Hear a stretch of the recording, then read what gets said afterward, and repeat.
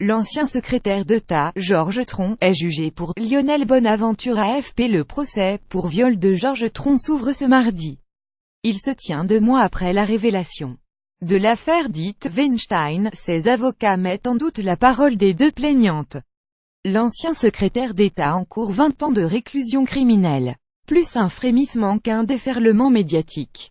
Depuis quelques jours, le nom de Georges Tron a fait apparition sur une dizaine de tweets, accompagnés des mots dièse balance ton porc et MeToo. 2 mois après la révélation de l'affaire dite Weinstein, l'ancien secrétaire d'État à la fonction publique va être jugé, à partir de ce mardi, pour viol, par la cour d'assises de Seine-Saint-Denis, à Bobigny, plus grand que les faits. Georges Tron jugé dans l'affaire des massages de pieds, avec plus de 60 témoins appelés à la barre jusqu'au 22 décembre, les journées d'audience s'annoncent d'ores et déjà très chargées. Mais difficile d'imaginer que les débats ne s'attarderont pas, au moins un peu, sur le mouvement de libération de la parole des femmes victimes de violences sexistes et sexuelles enclenché depuis octobre.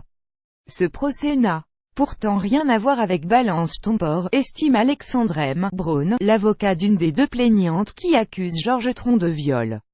Les faits dénoncés datent de 2006 à 2010. Et les plaintes ont été déposées en 2011, attouchement, pénétration digitale. Georges Tron nie ces accusations et contre-attaque avant sa comparution aux assises, ce mardi, dans un contexte qui ne lui est guère favorable. Balance ton porc https://col26schmidt7t de Cabarrus Thierry @tcabarus December 10 2017. Ce procès va être une catastrophe pour les femmes. Eva L et Virginie E ont, en effet, saisi la justice 6 ans avant la déferlante Balance ton porc. Mais quelques jours seulement après l'arrestation, le 14 mai 2011, de Dominique Strauss-Kahn dans l'affaire dite du Sofitel de New York et Tatsunis. Ce que ne manque pas de rappeler Antoine Vey, l'un des avocats de Georges Tron. Le contexte dans lequel les plaintes ont été déposées a évidemment de l'importance, lâche-t-il. Tout comme celui dans lequel ce procès va se dérouler. Je pense que cela va être une catastrophe pour les femmes, avec comme objectif de faire acquitter celui qui est toujours maire LR de Draveil-Essonne. Ces avocats entendent démontrer que les témoignages des plaignantes n'étaient rien d'autre que des mensonges plus grands que comment les hommes ont réagi à Balance ton porc. Autrement dit, il ne suffit pas que quelqu'un se déclare victime pour que cette expression devienne parole d'évangile, résume Georges Tron, lui-même, dans une interview au journal du dimanche. Une plaignante décrite comme « séductrice », l'autre comme « alcoolique », anciennes employées municipales, Eva L et Virginie E ont, toutes les 2, décrit aux enquêteurs le même rituel précédant chaque passage à l'acte dans le bureau du maire.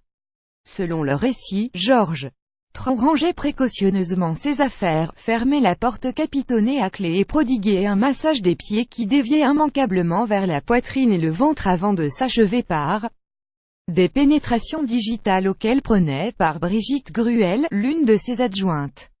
Dans ce genre de dossier où seule demeure la parole des unes face à celle de l'autre, les avocats de Georges Tron comptent s'attaquer, à l'audience, au profil des 2 plaignantes pour mieux décrédibiliser leurs propos, en insistant sur le fait que l'une est décrite par certains témoins comme une séductrice ayant voulu profiter de la situation, l'autre comme une alcoolique en perdition, plus grand que justice. Quit les protagonistes de l'affaire Tron. Oui, elles n'ont pas un profil lisse, admet Marilyn Baldec, déléguée générale de l'association contre les violences faites aux femmes au travail à VFT, partie civile lors de ce procès.